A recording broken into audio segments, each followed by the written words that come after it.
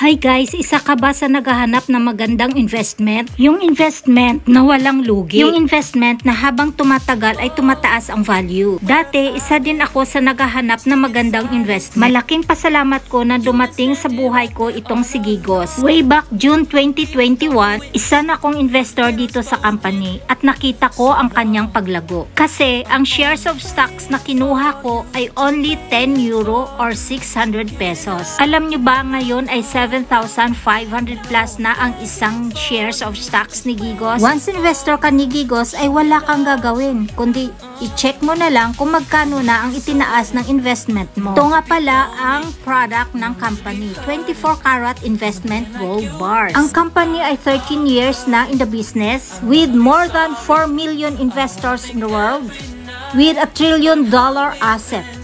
Ang kagandahan kay Gigos ay hindi lang gold bars. Nag-innovate din siya at pinasok ang DeFi or Decentralized Finance Global Metaverse. Once maging investor ka dito ay makakuha ka ng free NFT. Pili ka na rin kung anong gustuhin mong padamihin. Gold, crypto, NFT, virtual real estate at marami pang iba. No worries kasi hindi mo na kailangan pang mag-invite. Hindi mo rin kailangan magbenta. Kung gusto mo i-share itong great opportunities na ito sa iyong mga friends and relative, it's okay. Makakatanggap ka ng bonus sa company.